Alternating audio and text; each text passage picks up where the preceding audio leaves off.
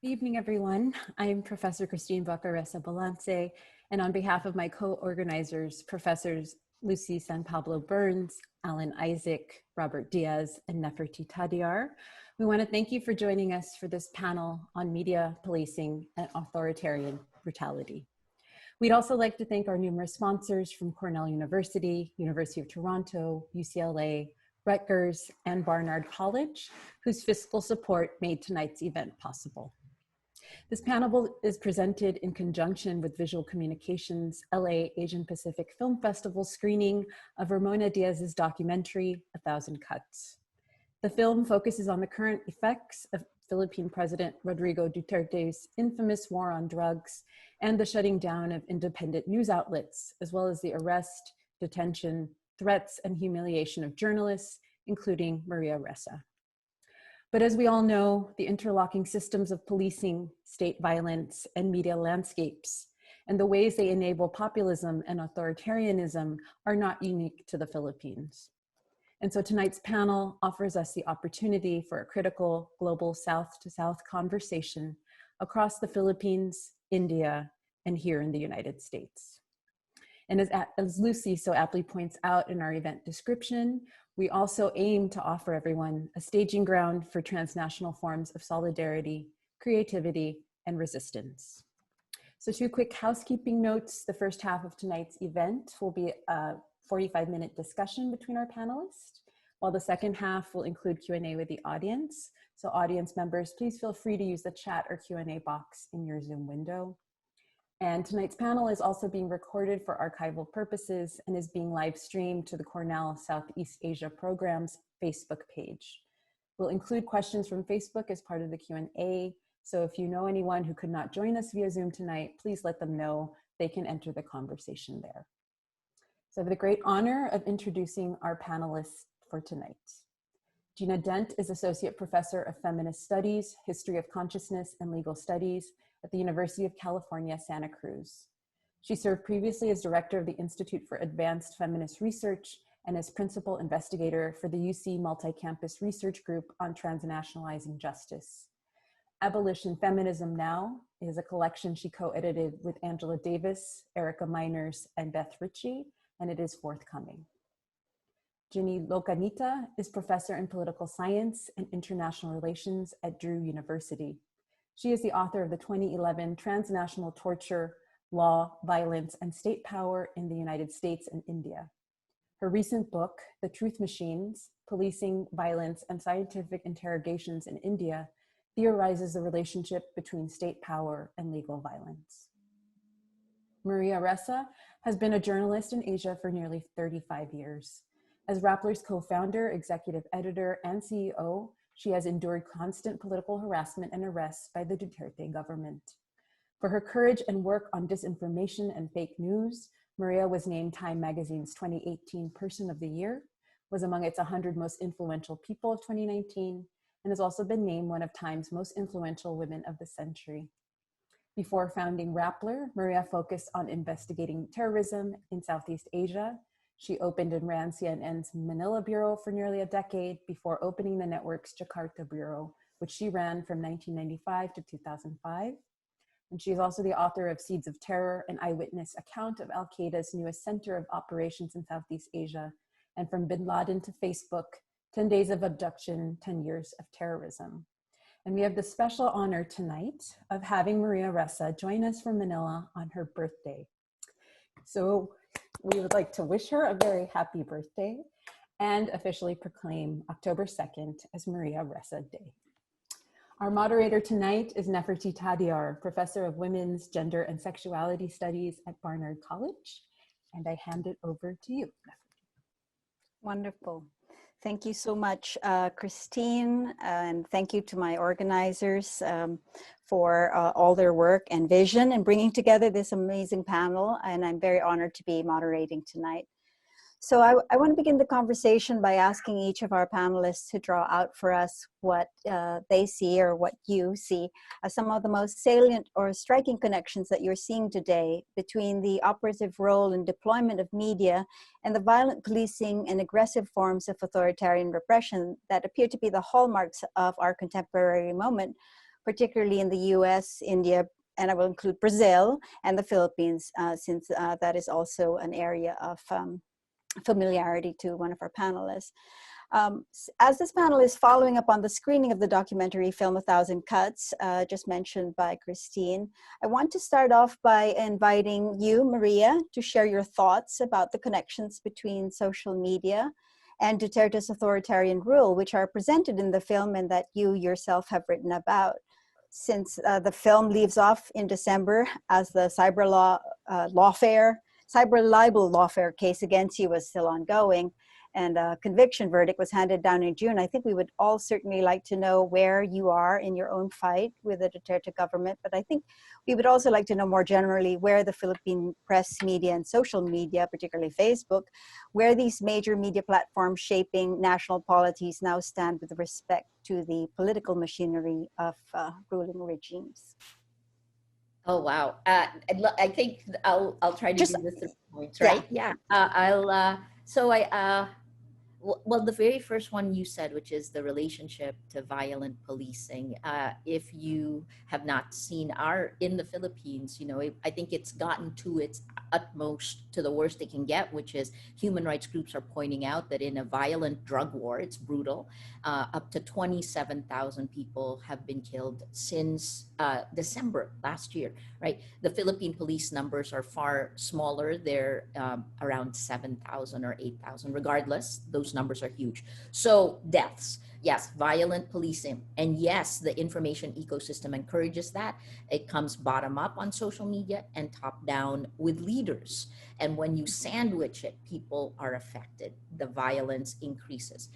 In terms of the cases that I faced, well, on our end, it was, again, the social media attacks. And we see that happening everywhere around the world. Cheap armies on social media, changing the way we think and the way we act. And then top down, the leaders themselves mimicking that. And the top down attacks then become the weaponization of the law. In my case, June 15th this year, I, along with a colleague, was convicted of cyber libel. It is how the documentary ends. Hard to be hopeful on that note, but you know what? You can be, because we're still appealing. We're appealing, and what I have are 8 arrest warrants, and then 2 more cyber libel cases have been filed since that film. So we continue fighting it. And I'm smiling because I think the cases prove that we're effective at what we do, which is to hold power to account. The core of everything is whether or not our people in any democracy have the facts. And we continue doing that. In terms of the actual cases, I can talk about it more. I would love to hear what everyone else is seeing as well. But in the end, I guess the charges that are going on every week, I'm filing something in court. They're ongoing, and we continue to fight. Oh, thank you. I mean, I will follow up in a minute, but I want to give our other panelists a chance. So I'm going to turn to Jinee to tell us, to repeat, in the context that you work in, what configuration of the media, relations between media, or in this case, technologies of information, surveillance, policing, and authoritarianism are emerging, that we should be paying attention to in particular under Modi and perhaps Trump, since you have done comparative studies.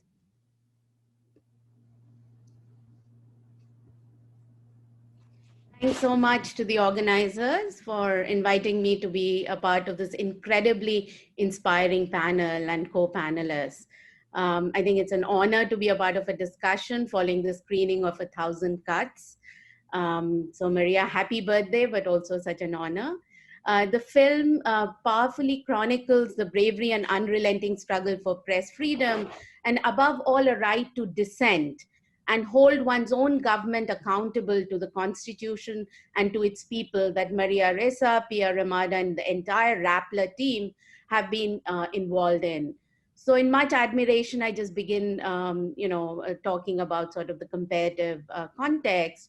And I think the parallels to US and India, the two contexts that I'm most familiar with, are many, especially considering the framework of how rule of law based constitutional democracies can easily transition into authoritarian practices.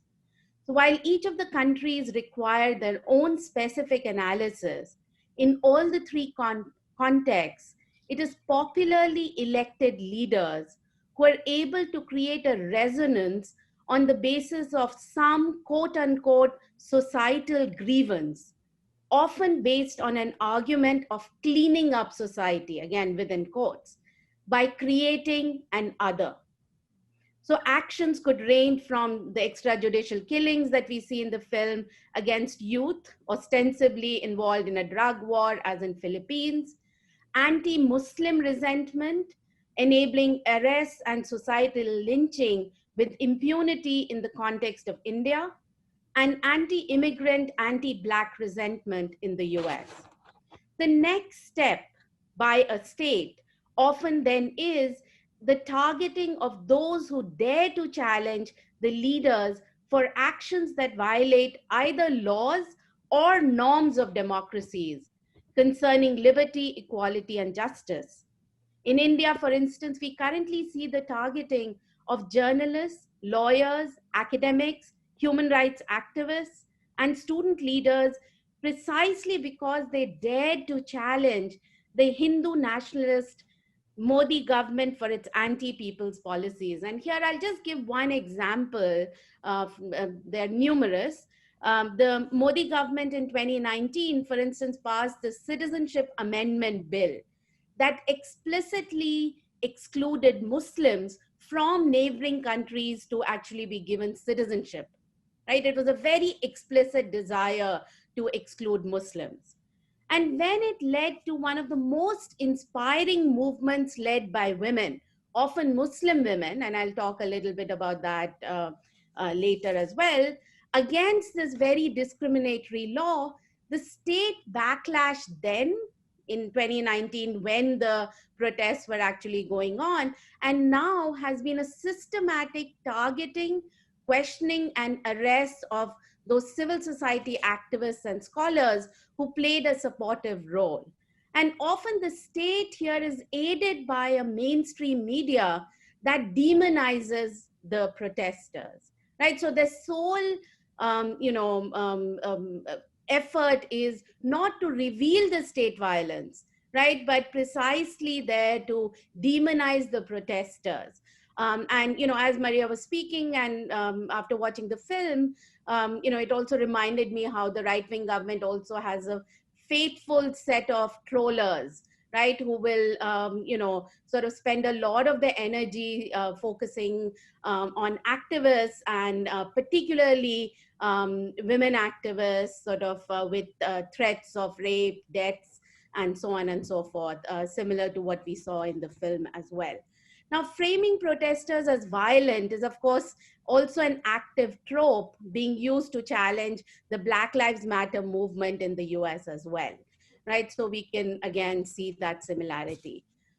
So yet as we sort of focus on the particularly virulent ways in which a right-wing government, the Hindu nationalist government, targets those who dissent, I think it's also important to recognize how liberal democracies enable violence within their institutional edifice that then provide particular tools during particular regimes, right?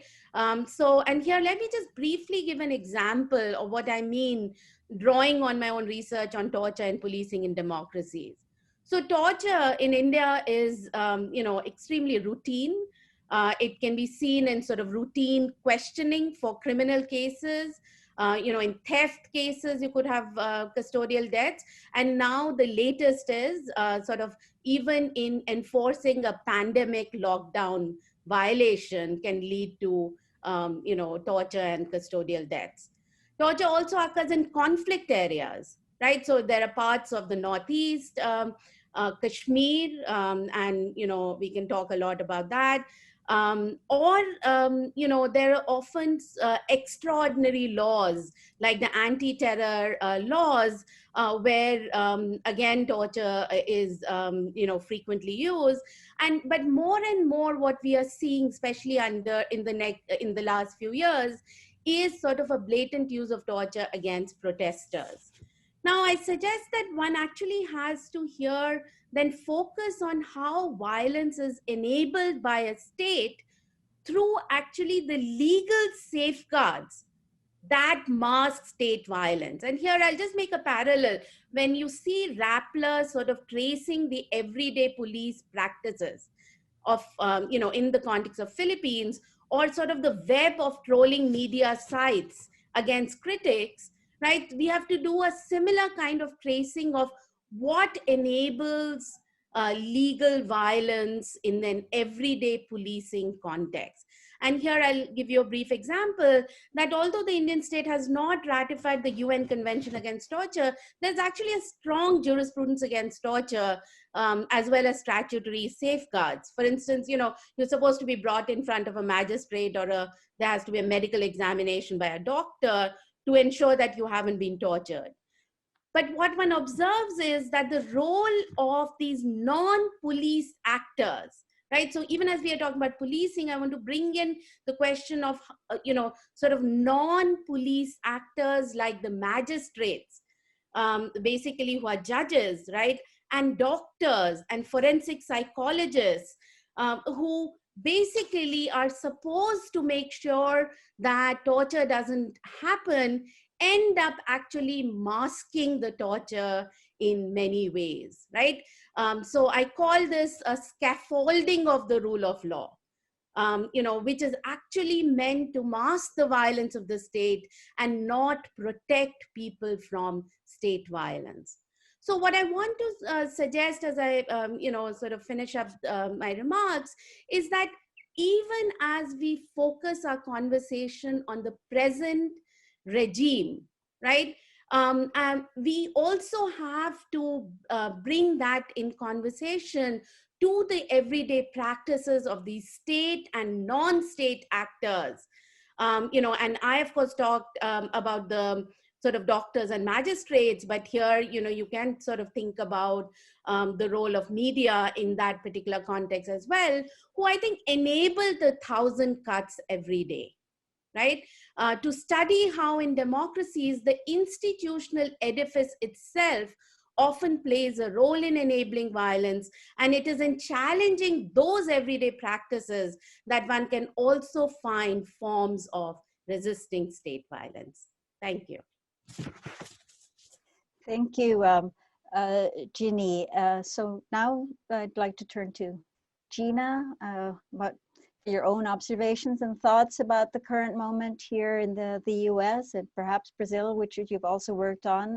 What do you see are the powerful connections that we should be paying attention to between media, let's say, and these policing and the everyday violence, and particularly in a moment where as Jinee already mentioned, in a moment of huge protests against policing and the violent state responses against those protests. Yes, thank you. I first want to just say what an honor it is to be on this panel and to get to be with you, Maria, here, and to get to thank you in person, or sort of in person, for your work. And I also want to say that it's so important for all of us to be connected, living under Duterte, living under Modi, living under T, I don't say the name, and living in Brazil under Bolsonaro. There is so much that we share, and it's not accidental, it's coordinated. We could talk about the role of Israel, we could talk about other countries as well, but it is very important for us to work to be more connected with each other, because we are segmented from each other intentionally. We are made small and local, and it is important for us to be connected and global, and to be as coordinated as they are against us. it's also very important for us to think about this moment in terms of the ideals of democracy. As a Black person from the United States, descended from many who have tried to hold the US accountable for generations to what are perceived as its promises, it is obvious to me that that struggle is never to return to some perfect time in which those were meaningful promises, but always to think about the future when we might give those concepts their true meaning. I also want to say, because so much has been said already, and we have so much in common, and as I'm saying, it's not accidental, that I don't need to repeat a lot. And I think there's been a lot of focus on the United States. So I want to follow from the film and talk a little bit about Brazil first. I've been very involved in Brazilian life and politics for at least a decade now, I guess. And since the election of Bolsonaro, this coordination and cooperation has intensified. And I have become very involved with the Marielle Franco Institute. And I should say, for those who don't know, that Marielle Franco was an official who was murdered, assassinated in a coordinated attack against her as an openly queer, progressive person in Brazil struggling for those, especially in the favelas and on the margins of society. And her sister Aniele Franco and their family have created this organization to try and create what they call the seeds of Marielle, to spread those seeds widely. And so I am a part of that.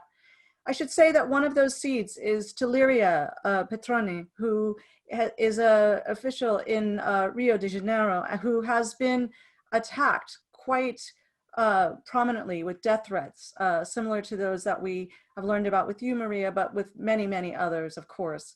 And she has recently appealed to the UN for protection. And I raise this because I come from a generation of activists who were intensely cynical about the possibility of the UN and were always moving away from the international organization that appeared to only operate with the interests of the most powerful states.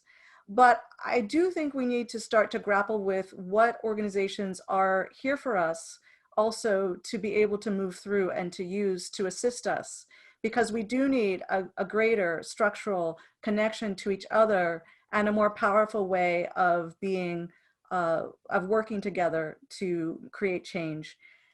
The reason I also want to mention this is because Brazil has had the rise of a new media organization called Record in English. And that organization is very much tied to the administration, just as in the United States, Fox TV supports our current occupant of the White House. And so that rise of a 24-hour media organization that is in full support of the president's agenda in Brazil is something very important to start to think about. And I want to add one final thing to that, which I think is important for all of us living in the regions we're talking about now, and that is the role of the state involving religion now. I was struck in the documentary at the role of Catholicism. I can think, of course, of what's going on in India and in the United States with the far right and the religious organizations, but this is also true in Brazil.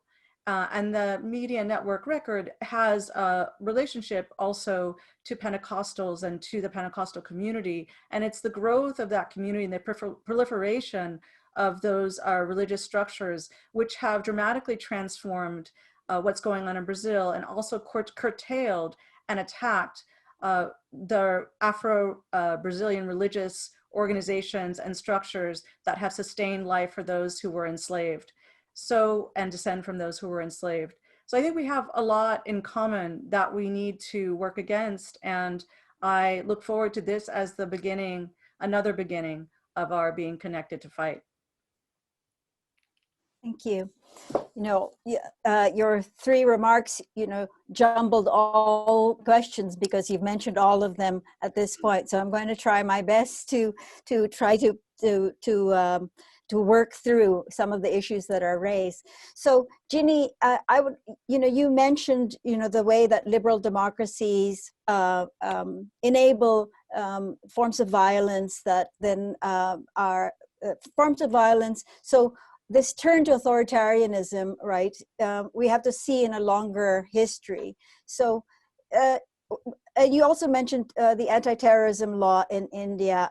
In the Philippines, an anti-terrorism law was just passed. A bill was just passed this summer. And so I want you to comment, or I would like to invite you to comment on what a longer history of policing, a longer history of punishment.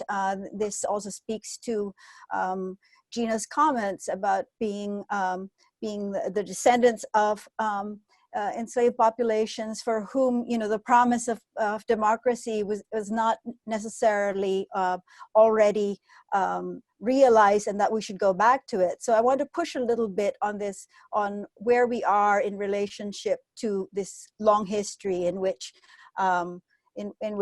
policing, as we know, in the Philippines, extrajudicial executions are not new. The state has been killing human rights defenders, journalists, leftist activists for a very long time across the different regimes, not just from Marcos's time to the present. But I'd like us, when we look through this long history, how does looking at this long history help us understand this moment? And I would like to ask Maria, perhaps to expand on your media ecology, because I think that's one of the things that we'd like to focus on, what this new media landscape presents to us at this current moment, like what's specific to this moment, rather than the turn to authoritarianism, right, that allows us to understand what we're witnessing today. So there's two parts of my question. One is this longer history, and the other part is this terrorism business, war on terror, war on drugs, war on crime, right? What do our global connections, which Gina meant, what does that also, and Gina, you had mentioned that this is not accidental, what we share, that it's coordinated. So if you could speak to both either the longer histories or the global coordination, what's specific to this moment. Can we start with you, Maria, since you mentioned the media ecologies, the top down and the cheap armies?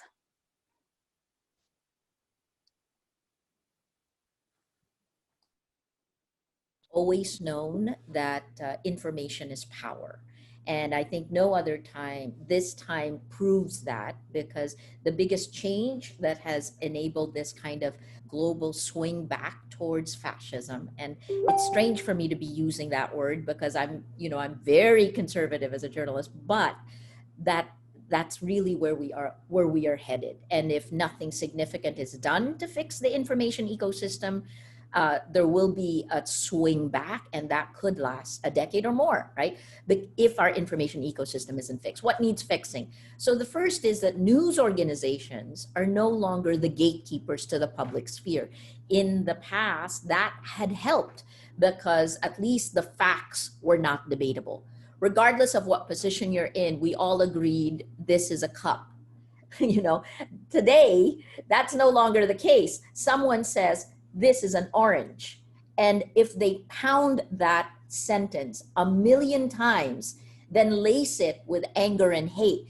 This is an orange and you are really stupid if you don't know that. And then pound a fracture line of society. Like if you are, I can't find a connection to white supremacy or to, you pound a fracture line of society.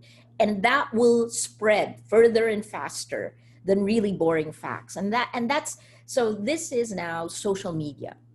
Social media platforms are the world's largest distributor of news. One, Facebook now distributes the news. And yet the very same system and algorithms, the design of the platform and the algorithms that decide which gets amplified, these are actually biased against facts. They're biased against journalists because they prioritize emotion and engagement. So we demand society, like our conversation right now actually requires you think, right? But the platform that we distribute this on actually would spread it faster if we were more emotionally manipulative, if we were pushing anger, if we were pushing hate. That's the problem. So I think the basis foundation of the dystopia that we are creating globally, and it's the same whether it is the Philippines, India, Brazil, and the United States. We are just in different levels of the progression towards a world I think none of us want to live in. And that is that the main distributor of news, social media platforms, have become behavior modification systems. And we are all Pavlov's dogs. And I say that, and I'll just close with this one because I don't want to speak too much, but it takes everything that we put inside it, takes our data, turns it, machine learning pulls it up, and then creates a model of each of us. And that model knows us better than we know ourselves because it is fed with millions of data points and layered on top of each other, right? Not just from Facebook, but all other data sources. Then artificial intelligence comes in and pulls it up. And with micro-targeting and custom audiences, it will feed our most vulnerable moment to a message and sell it to the highest bidder, whether that is a company or a country. Geopolitical power is now using this and is being changed. It is part of the dictator's playbook. Sorry, I'm very, this is a problem because you cannot have democracy if you are being insidiously manipulated. And while we lauded social media as an enabling and empowering force in 2011, if you remember the Arab Spring, now no longer called the Arab Spring, right? At the beginning, people without power could use it to form communities of action. But by 2013, 2014, and certainly by 2015, when instant articles was rolled out and news organizations were enticed onto the platform,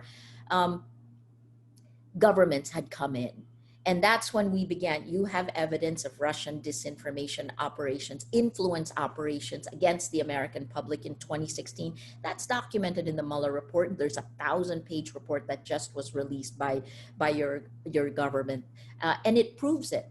Black Lives Matter. And I guess the last point I will say is that we talk about coordinated, inauthentic behavior to do takedowns on these platforms. But influence operations, which is what the Russian government, the Chinese, every government has some kind. They would the most primitive would be just propaganda, right? But influence operations with the technology is propaganda on steroids. It's a behavior modification system. The goal of influence operations is not to make you believe one thing. It's not to make you believe, just this is an orange. The goal of influence operations is to destroy trust in what you think you believe. It is to sow chaos, as you have already seen in the United States. And when chaos happens, power, whoever is already in power, gains more power because they have the podium, these leaders. So what's happened in many of our countries is these types of, I'm going to call them digital authoritarians, but you can also say the rise of populist leaders. They're elected democratically, and then they use the levers of power that they gain and turn the tools of democracy for empowerment against democracy. So this is happening in so many countries around the world. Would Jinee or Gina want to follow up, or your own thoughts on these, you know, longer histories and what specific to this moment? Gina, would you like to go? Sure. I mean, I'll change it slightly, I think, because I didn't really talk about policing at all in the US context earlier. So let me start there, because I think it's important to say, since we may have a more international audience who may not know this, the foundations of policing for us are in colonial violence and in uh, slave patrols. So the very building of the concept of policing are you know, have these forms of control endemic to them.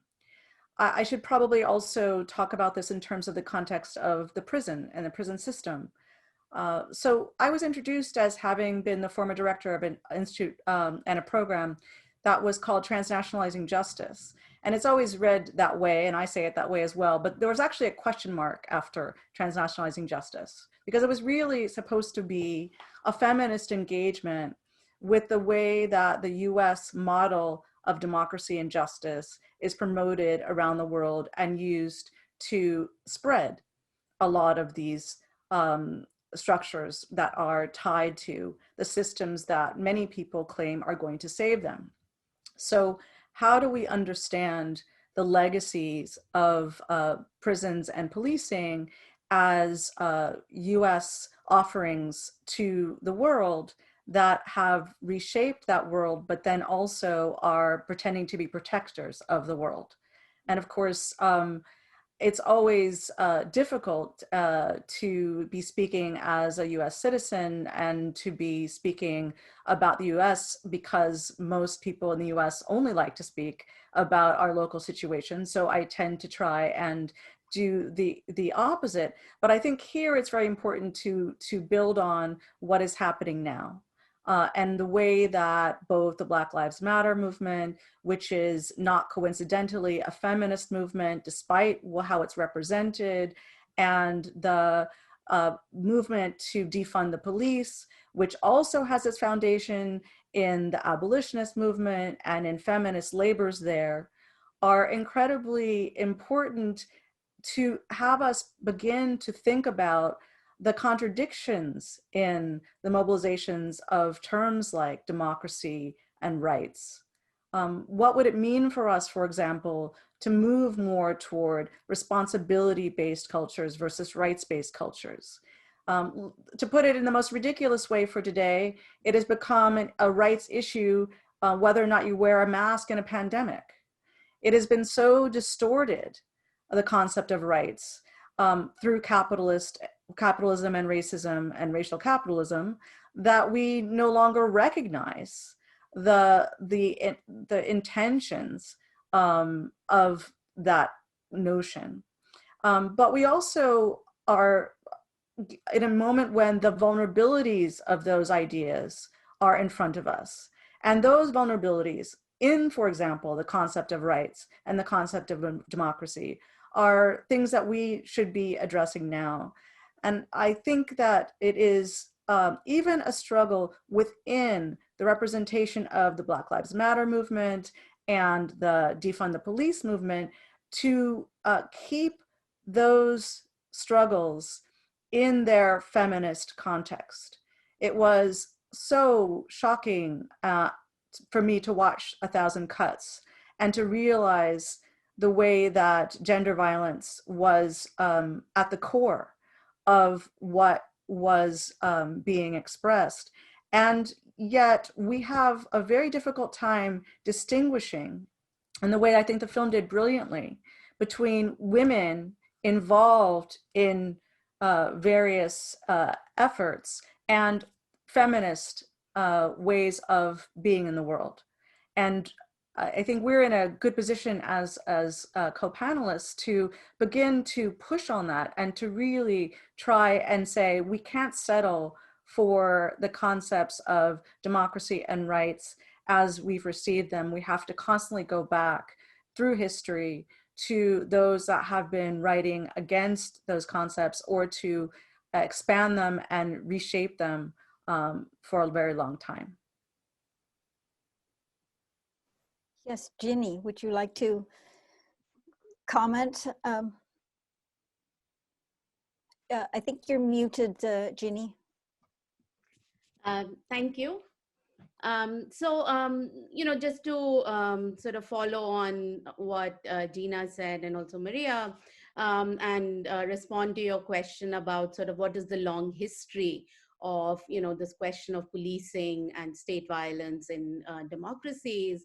And just as Gina mentioned, recognizing sort of the colonial history in the context of the US, and in the context of India, especially when we are talking about policing, right? So, sort of this idea of the Irish, model that was being used by the British, sort of was transported, and that had a particular meaning in terms of policing in the colonies, and what was the role of the police. And when we are thinking about the Indian police, we still have a 1861 Act, a British act that sort of determines the roles of the police, as well as maintains a lot of the laws that govern the legal system in the context of India. And the reason why also remind us of that is, of course, that, then we see a continuation of not only the colonial institutions and policies, but also a very intentional effort on the part of post-colonial states to sort of hold on to sort of the illiberal tendencies, right? So in the Indian Constitution, for instance, even though, there is this idea of the life to live, right to life, liberty, and some sort of idea of due process, there's also a possibility of sort of having preventive detention whenever necessary. And to some extent, to have that at the heart of the Constitution, right, sort of also is always a reminder that state interests, in terms of what is thought of for public safety, or to define people as disruptionists or involved in unlawful activities. We have currently a law which is being consistently used against activists, and that's the Unlawful Activities Prevention Act. And one of the things that does is basically take away some basic safeguards in terms of how long a person can be kept in detention without charges being filed, and it can be years, and basically they don't get bail. And in the context of COVID, you can just imagine sort of under the Unlawful Activities Prevention Act, it has been very hard for, activists who have been arrested to even get bail despite having serious health conditions. And we have an 80-year-old poet who's, who has COVID and was not allowed to get bail, right? So just sort of thinking about what is it that allows for liberal democracies to consistently make space for these illiberal, actions or provisions or activities, right, is something that, brings up this tension between sort of, what democracies sort of claim to be, and yet, constantly enable. The other thing I'll just say, and here I'm not even talking about sort of, Kashmir, where basically the autonomy has been consistently taken. There are extraordinary laws like the Armed Forces Special Powers Act, which basically allow people to be shot, and sort of detention laws, and sort of a continually sort of occupying relationship that India has with that region, which is completely militarized. So even if we sort of don't talk so much about Kashmir for the moment, just thinking about who is it that gets most impacted by these, illiberal actions of the state. And here, I talked about Muslims, but it's also, of course, the caste oppressed, the Dalits, and basically women, tribals, and the dissenters, right? So there is a way in which we see a very, a clear hierarchical impact of these laws, right, which match the societal hierarchies. And and here I just want to maybe make one more point, if that's okay, which is sort of coming back to the US. What was very striking for me, because it was always interesting to see that the torture debates sort of in the US sort of was framed as a post 9/11 debate, right? That US suddenly had a problem with excess violence and torture post 9/11. And for me, it was very striking being here to think about how police brutality and excessive force and deaths in immigration detention centers could coexist with this narrative that torture doesn't exist. And I think what has been very interesting is to sort of think about the current moment where, and here I just want to mention this new book called Torture Letters by Lawrence Ralph, who sort of makes this connection between everyday forms of policing, right, the targeting that happens, and torture that he's talking about Chicago, where basically the police from the 70s to the 80s, during that period, were routinely using electroshock and many different forms of torture, which we usually thought of as happening elsewhere, right? So I think it's also a moment where the different discussions on violence against Black and brown bodies in the US are getting connected across different sites, right? Whether it's Guantanamo or the Black sites that we talked about earlier, post 9/11, and what's happening in prisons and the sites of excessive force and immigration centers and the cages, right, that we saw where immigrant children were kept. So those, even as we are also making the connections globally, which I completely agree with Gina and Maria, protests are sort of being connected, taking George Floyd and Breonna Taylor as sort of, the symbols of how democracies have to reckon today with the question of police violence and cannot actually move away from that. I just want to pick up on what both Gina and Jinee have mentioned, which are these regimes of violence and illiberality that are endemic to democratic institutions and that are endemic to democracies. And perhaps this might be an impossible question.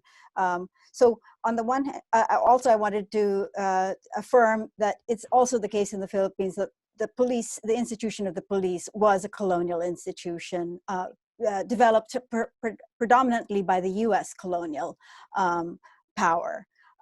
So I mean, the connections are very clear, and then of course the autonomization and the expansion of the police under Marcos was also another very important moment. But so I wanted to just ask you all to think about. So colonialism is one thing that perhaps connects. The other thing that we haven't talked very much about, but it is, of course, it brings up the question of all of these platforms. And earlier on, Maria Ressa was going to, before we started, you were talking about Silicon Valley. So capitalist platforms, right? That when we're talking about these, about some of the connections, we're also talking about these so-called democratic institutions, the police. I mean, Gina has in some place called the prison the paradigmatic institution of democracy. We have news media, right? The police, these are all democratic institutions. And then social media, Maria said that people went to social media because it had felt democratizing, right? It had that democratizing potential. So here we are with all of these institutions and platforms that would appear to have democratic potential, or are they hallowed institutions of democracy? So the impossible question is, how should we be thinking about these institutions now? How should we be thinking about these platforms, these technologies? How would we reimagine them in the current moment if we are not to go, to hearken back to some imagined perfect moment, but rather to go to the future? So I don't know who wants to take that question first, but, when Gina, and particularly I would just add a little bit, what a feminist remaking of some of those institutions, where a Rappler, appears is a feminist project as well, right? So how would we be remaking these platforms and these institutions? Maria, did you want to start? Yeah, mind I'll jump in and pull some of the things that Gina and Jinee said that I think are interesting in the context of technology, which is, I think, the biggest. It's like the tsunami that has taken all of the things that have been there and then helped turn everything upside down. The principles, well, who are attacked more in this new world, right? It's always the weaker ones, meaning on social media, women in the Philippines are attacked at least 10 times more than men. The forces of what illiberal democracy, these are embedded into the design of the social media platforms that distribute the information society needs in order to be able to act, right? So civil society has been extremely weakened because the fracture lines of society, which groups like Black Lives Matter or women feminist movements have used, these are weakened because the very information they need to organize and to push forward positive change has been weakened because the facts are not getting to people. And here's the other part: the technology actually strengthens extremist fringe groups, what we would in the past have called conspiracy theories that would never have been able to come in to mainstream.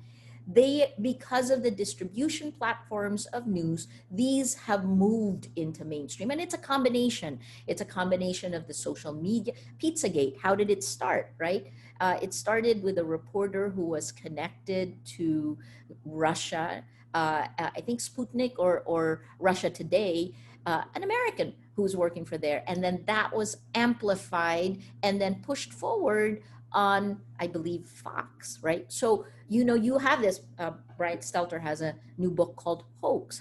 And Yochai Benkler from MIT wrote about, they looked at the data and looked at how these social media attacks come in and then are amplified by traditional media. It's a very, very different world. And then I think the last point is, when we talk about colonialism, and here I'll quote the Cambridge Analytica whistleblower, Chris Wiley. He said, colonialism didn't die, it just moved online.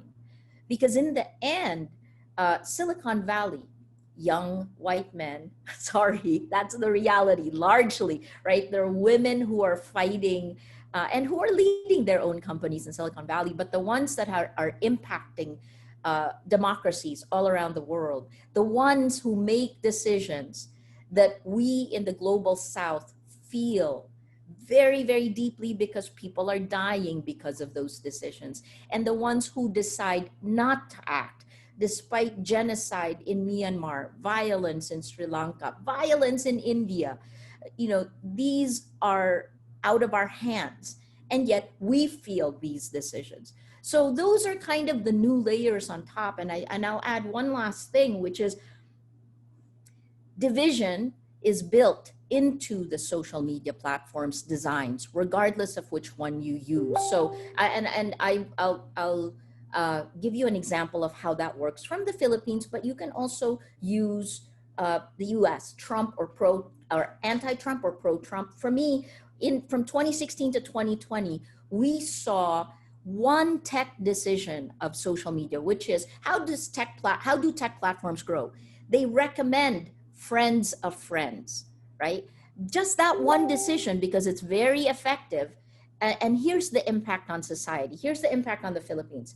Because in 2016, if you're pro-Duterte or anti-Duterte, at least you still shared facts. So we were here in the middle, right? And then what happened over time, as the platforms recommended friends of friends, the pro-Duterte people began to move further right because they were siloing, right? And then the anti-Duterte people began to move further left. And as the chasm grew between these groups, that then brought in the idea of their own facts. And keep in mind, influence operations were feeding lies, right? So here we go with the facts. That's why facts are debatable. And as the platforms grow, that chasm, the public sphere, is torn apart. This is a problem we have to deal with. And I don't think the old systems of organization or governance, if anything, what winds up happening again, and I'll bring it back finally to police, right? I used to think that the United States, that Western nations were better at getting better behavior from the police. And of course, your work shows all of the weaknesses in this, right? But it's certainly better than it was in the Philippines. Def, you know this. It took the Philippines a decade after Marcos to bring back concepts of human rights to the police. I covered this. And now it's human behavior that's being manipulated. And then leaders are giving permission for violence. This is all new. The fox is in charge of the hen house. That's another problem. Gina or Jinee, do you want to jump in on the Sure. question of, how we reimagine these institutions? Maria mentioned governance, but we mentioned, platforms. Yeah, I maybe I'll address a couple of different threads from what you asked and also what Maria just mentioned.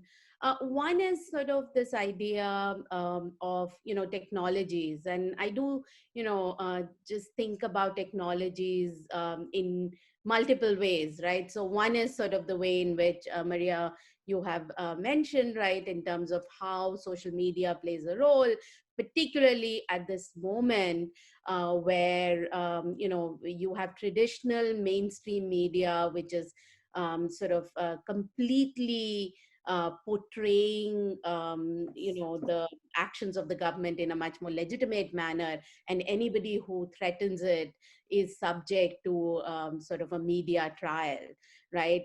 In such a way that basically, even if later it may be the case that in a legal trial, many of these people will be found innocent. The issue is that right now, the narrative being created of those who are arrested and, sort of the idea of confessions are sort of thrown about and so on and so forth in such a way that it's very hard to challenge it in the popular, sort of popular way in which people look at these media. So I think, so that's, one of the things that I want to sort of think about, which is that what happens in social media and in traditional media has very real life consequences in the lives of, those who are being picked up or targeted by the police in many ways. The other is something that, thinking about how technology in terms of science, right, is also something that is constantly sent from the West, right? It's sort of a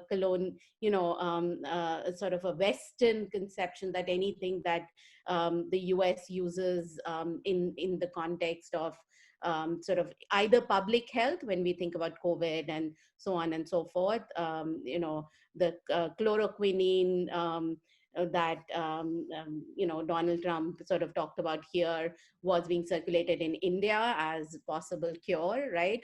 So I think just this transnational movement of science and knowledge, and sometimes that extends to sort of forensic techniques and experts, is something that feels very marginal, but I think we constantly the work that is being shown is that we have to trace these webs that get created.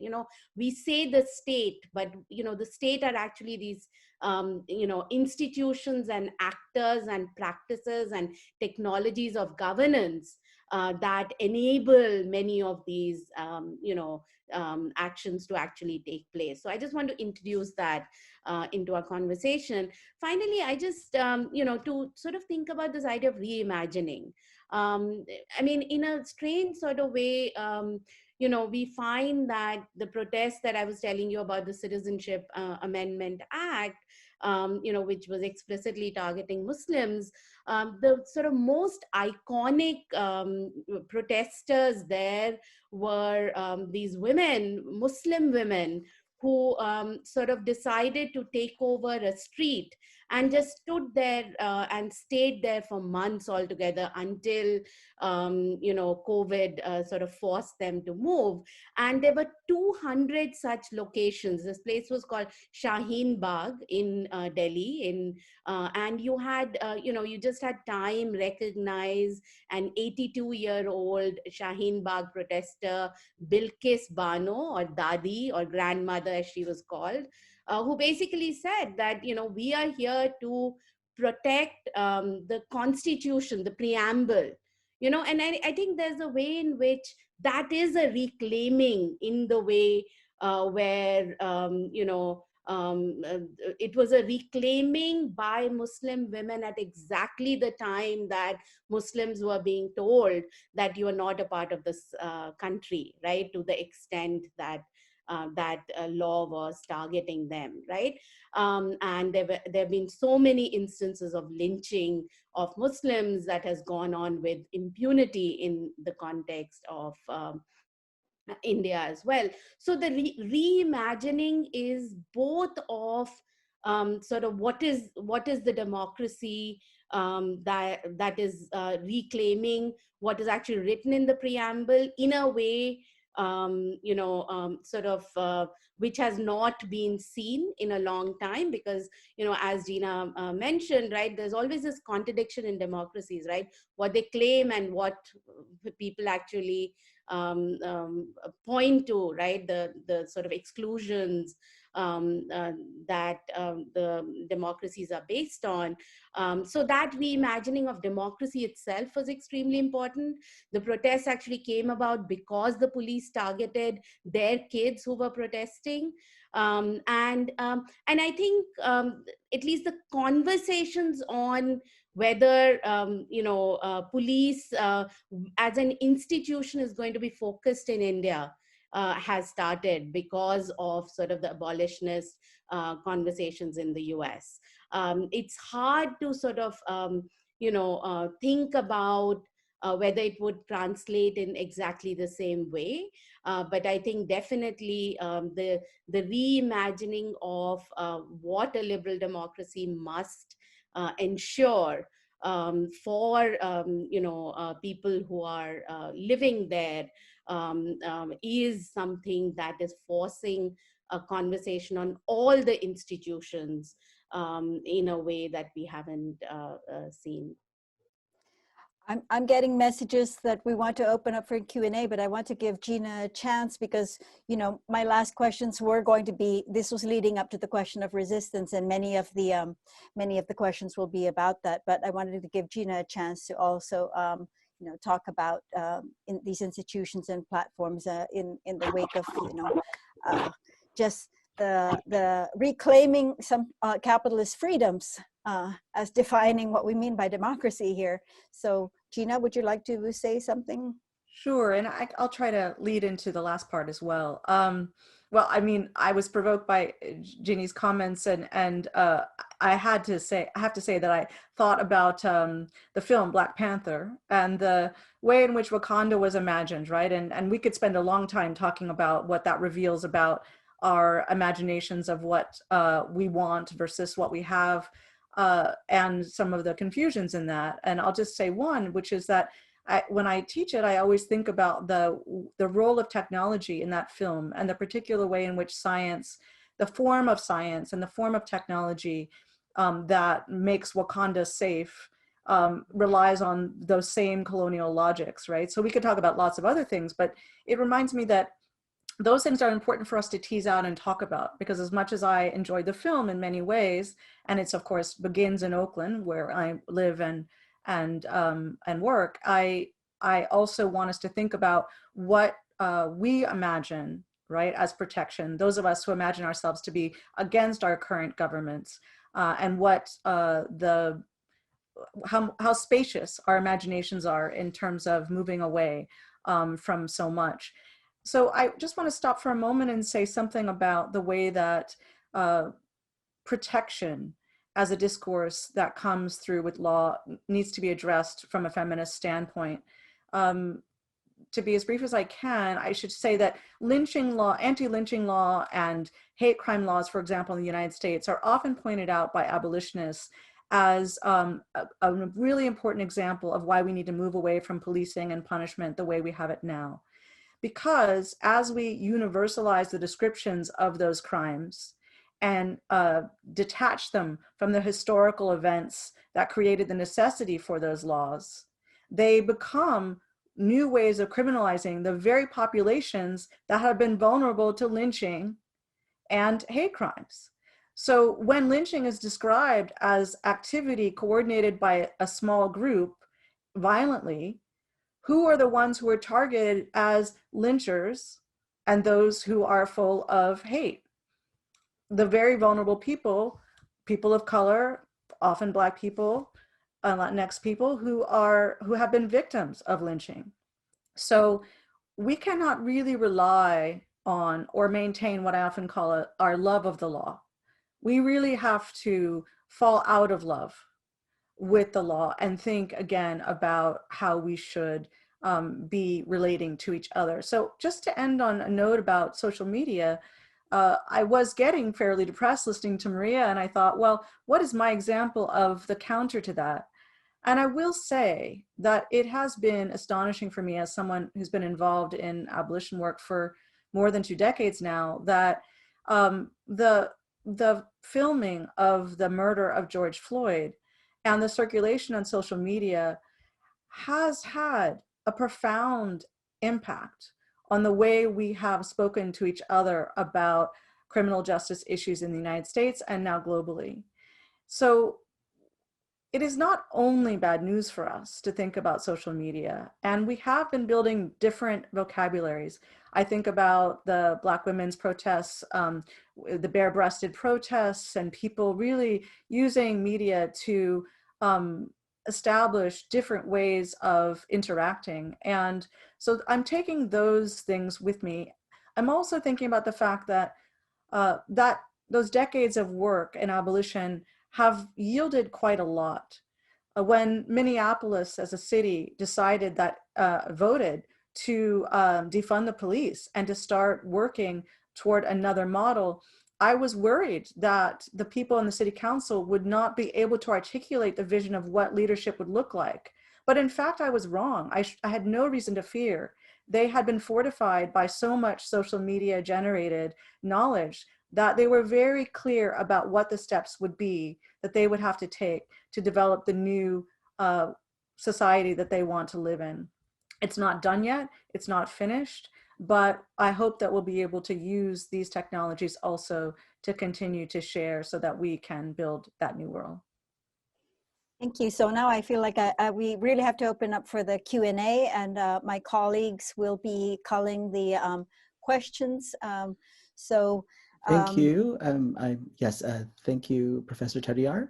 So we have a question from Durba Mitra, who thanks everyone on the panel for an incredible conversation and wonders if you might all want to speak more, or if you've been given the chance to think more about your regions in terms of gender, sexuality, and caste violence, anti-Muslim violence, and anti-Black violence. So it seems we are in a profound and perhaps new moment of a kind of majoritarian nationalism based in deeply gendered anti-minority violence. And then in relation to that, right, which is a related question, Dan Bergdorf wonders what an effective international defense then of democracy would look like. People in the US, for instance, think torture is something that only happens elsewhere, even though it happens all around us. So is this a phenomenon that is unique to the US, or has it happened elsewhere? And so to kind of think relationally about these kinds of questions seem to be the first sort of, the first kind of question that folks are asking. So who would like to take that question? Jinee. Okay, so so maybe a couple of things. So first, I think let me just say that I think I would say that capturing a moment like I did with the anti sort of citizenship amendment bill, right, which was the context in which I was telling you about Shaheen Bagh, which involved sort of community women, community Muslim women who may or may not have protested ever, coming out on the streets, was a very key moment, right? And capturing that in the context of the preamble may or may not mean necessarily a unequivocal love of the law, right? I mean, I think it was a particular moment where Muslim women needed to remind everybody of what the preamble said. So I see it as a very strategic, right, as precisely the time that you are being defined as anti-national, right, is precisely the moment that you remind the country of its origins as a anti-colonial, struggle leading to this constitution, which with all its contradictions, but was also sort of framed by a Dalit leader, Ambedkar, right? So I do want to sort of situate it in that moment. Also to recognize that, for instance, the feminist movement, which of course has been extremely active, it has always had a very difficult relationship with the law, right? Going to the law and asking for legislations and basically always feeling that law fails you in the way that, critical legal studies, critical race theory sort of always reminds us of sort of what is it that the law is incapable of. But the reason why I think, that framing is important is because it sort of always captures a particular moment, right? And so just to go, point to the fact that I was very struck when in the film, right, you had Rappler members going in front of the Supreme Court and going and petitioning them, right, to say that, press freedom is a freedom, right? So the need to do so is in a most authoritarian context, right? And I think, that's sort of a really important thing to recognize at a particular moment. But just to sort of go back to the question that Durba was asking, just 2 days ago, there's been sort of another instance of a brutal gang rape, and death of a Dalit, who, as I had said earlier, the most caste oppressed section. There's a Dalit girl, 19 years old, in northern state of India, who was killed by 4 upper caste men, right? And in some ways, that is a reminder of a constant history of how Dalit women's bodies, have been, the way through which sort of societal violence shows itself, right? And despite having all the sort of laws against sort of caste violence and, and so on, right, and sexual violence, there is a way in which, once again, either the Dalit identity or sort of the gender identity of the victim is constantly being sort of separated, right? And the reason why I say this is that it's both about acknowledging sort of the work that feminists have done in terms of pointing to sexual violence, but also Dalit feminists feeling that caste violence has not been focused enough. And so to bring in that intersectional sort of conversation is something that is also a very, very, important part of how the nationalist state sort of needs to be challenged at this particular moment. Can I call on Gina, perhaps? Perhaps maybe to answer that question? Sure. I mean, these are complicated questions to get into quickly, but I guess one thing I would say is that it's really building on what I said earlier about the distinction between women being involved and feminism.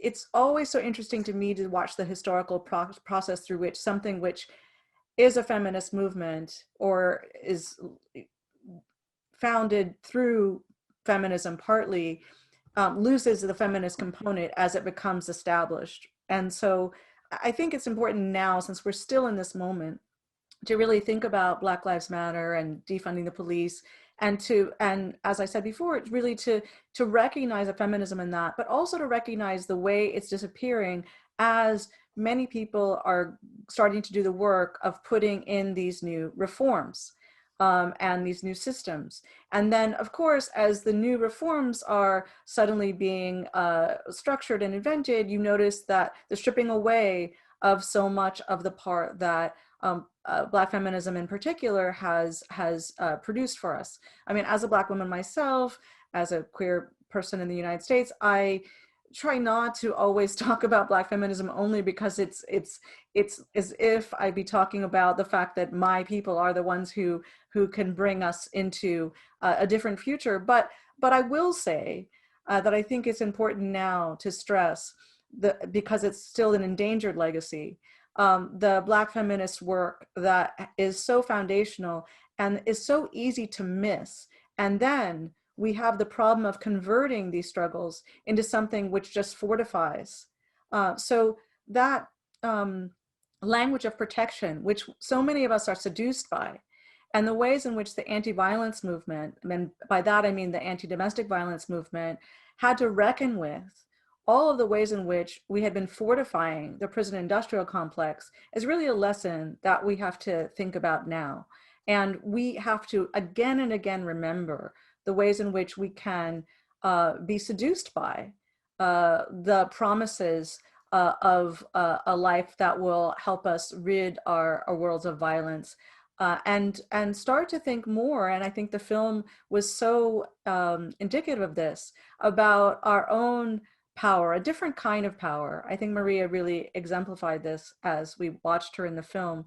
I'm sorry to embarrass you in that way, but not one that is not attached to reality, and not one that is weaponized, but really a different kind of strength based on the confidence that and the optimism and the hope that rests in believing that we can win, and that we already have some answers.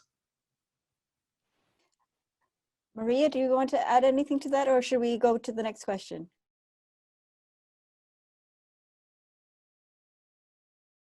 You're muted. I think we can't hear you.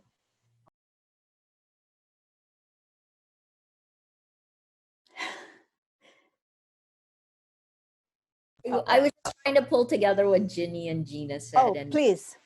I think that, thank you. I'm not sure in the sense that I guess we have to get used to this time of great uncertainty. And we have to actually, I think paraphrasing what they both said, is we need to take back the power in a way that builds, and we need to create these alliances, because that's really the only way forward. I'm not so sure to look back to the old structures that were there. I mean, it's not as if that world was great anyway. It certainly wasn't from the work you guys have done, but the pandemic has given us a chance, because when we've had the longest lockdown in the Philippines. We're in our 27th week. We just passed our 200 days in lockdown, 200 days yesterday. And we haven't we have curfews and, you know, while it's easing slowly, it's not like what you guys have dealt with. So when we step out of this, we're stepping onto a completely different world. And I think if we accept that and then accept the creation of a new world and that we each have a role to play in that, then we can look at identity politics, which is what's being pounded wide open, and realize that instead of splintering us apart, we actually have a lot more in common, which is ironically what the manipulation on social media has shown. Regardless of race, culture, we are manipulated in the exact same way. Lucy, do you want to bring up a couple more questions from the audience? Sure. This is actually the question. Again, thank you to the panelists and thank you to all the comments and questions. And I'm just going to consolidate some of these questions that Simran Sidhu, Solas Mansanhar, and a number of other just anonymous attendees are asking. Really, that brings us to the question of what can we do? And I know that you've been talking, you know, that's been coming up in your different comments. And I'm sorry that I can't read all these questions. They're so beautifully phrased and articulated, connect particularly questions around the role of technology as a decolonizing force for a Black and Indigenous future. Let's see, also, this is beautifully put, with this individuals who are influenced by behavior modification systems, how do we use an intersectional lens to untangle the manipulation tactics which have been imposed through social media, right? And how do we define intersectionality for individuals who are influenced by governmental regimes and create change from there? So there are many other sort of iterations of this question around what can we do, acts of resistance. So if you could please respond to those and give us some inspiration.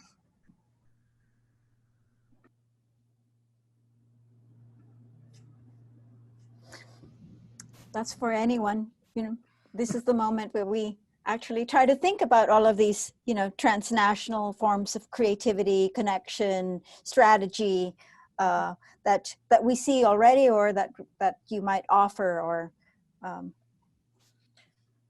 I'll jump in experientially, and then Okay. you guys can put it in a macro. I mean, look, I don't think we would have been able to survive 4 years of the kinds of attacks that we've had to weather if we didn't have support, not just from our community in the Philippines, many of whom are afraid.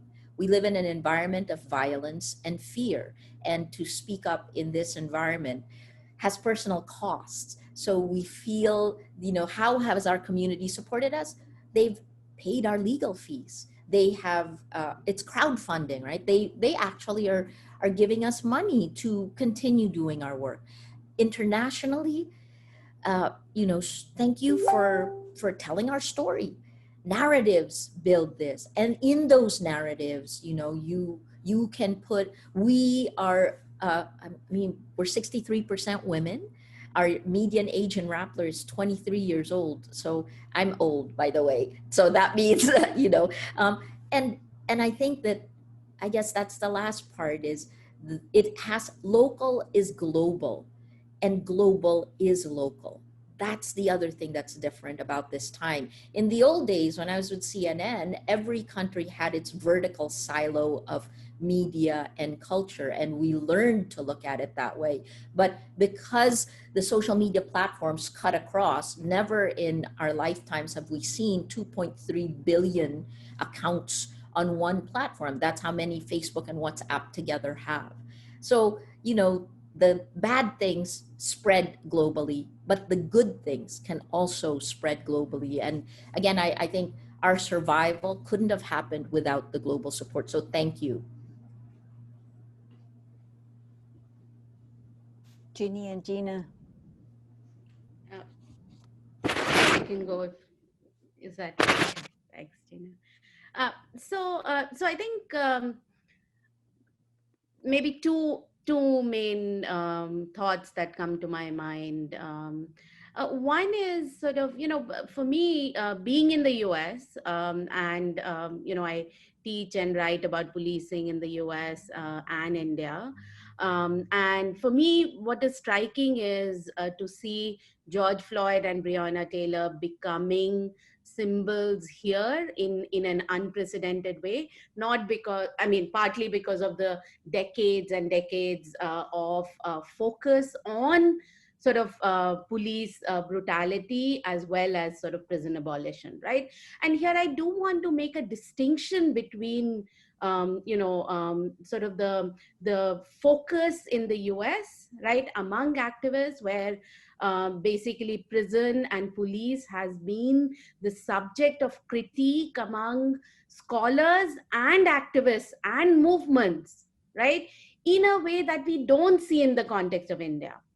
And I think it's important to recognize that while we have many movements, we have amazing, movements, in very inspiring movements, which are feminist movements. There are women's movements of various kinds. There are, sort of left transformative movements. They do not focus on police and prisons as points or institutions for targeting for change, and they only focus on them when the police attacks them or their movement. And I think so what has been very interesting is to think about whether this moment, which is happening globally about redefining, rethinking, challenging prisons and police as activists, can actually create a kind of a point of conversation, in different contexts where, we see these as central focus of areas, right? And not of reform, right? But really sort of radically reimagining, what a world without them will look at. And I think, it should not come as a surprise that it's primarily the feminists who have in India sort of thought much more critically about this sort of state and prison and police institutions to some extent. And, we had Angela Davis go to India and, very interesting conversations between feminists globally, right? And yet I feel like, that need for a moment focusing on police and prison is important. And very quickly, just to say that, reiterate the point that Maria made, that basically an international or global network makes all the difference when there are moments of authoritarianism across these contexts. So I just wanted to reiterate the importance of that in the context of India as well. Thank you. So I'll just briefly try to say something because intersectionality came up, and I want to say that it can dangerously become interpreted as an identity position, so that, just by virtue of who I am intersectional. And I think that's where it's not powerful. Where it is powerful is where it's a lens of interpretation, where it's a way of seeing the world and seeing what's been left out and how structures are landing on different communities. So with that, I think it has been really important to see that instead of purely thinking in terms of negative projects, tearing things down, we are also really engaged now in building new kinds of leaders and building things up. So I want to stress that this moment of abolition and defunding the police is really a moment where new kinds of leaders are emerging. We talk a lot in the United States about the squad. This is a really important sign. It's not to say that electoral politics is our only politics, of course. But we also have to, I think, as the left, not be afraid to take positions of leadership and start to build. I think we have stayed too far from the centers of power because of the legacies that we know and the histories that we know. But we also have to believe in our capacity to change them. Thank you. Maria had to leave because she had another Zoom meeting, and so she strode off. But thank you very much. She sends her great thanks to everybody on the chat. So I was going to ask her or for all of you to do one more last word, but I think we're going to close. Alan. Yes, thank you so much, Neferti. I'm Alan Isaac from Rutgers University, and unfortunately time has run out, but just for tonight, because we continue obviously till tomorrow. And as our panelists have pointed out tonight, that the stories of state violence continue to unfold from the past and according to the specific material conditions in each of the 4 sites we talked about tonight. But this does require vigilance of all of us in developing our localized tactics. And to echo and amplify Maria's point is to hold power to account, right? Those are the tactics we need to get to. So again, thank you first of all to our wonderful technician who has been doing this wizardry in the background, Ava White from Cornell SEEP. And also thank you to all our sponsors at Cornell, Barnard, University of Toronto, UCLA, and of course at Rutgers. And again, thank you to our moderators and panelists, Angelita Ressa, of course, and she's off to another sort of global connection that she continues to make, along with Cecile Santos, her assistant, Gina Dent, UC Santa Cruz, Jinee Lokaneeta from Chuh University, and of course our moderator, Neferti Tadiar from Barnard. We value your sharing your time and insights in these critical times. Thank you to our international audience out there in the Philippines, Canada, and across the US. And if you have not seen 1,000 Cuts just yet by Ramona Diaz, please do so. Just go to the 1,000 Cuts film site. So there's actually a lot of local film festivals that are showing it there right now. And so just put in 1,000 Cuts, Google it, or wherever, whatever your browser is. But also you can, it's also at the University of Michigan Center for Southeast Asian Studies site for a film film screening there as well. And of course, with our partner, Visual Communications LA, who's running the LA Asian Pacific American Film Festival.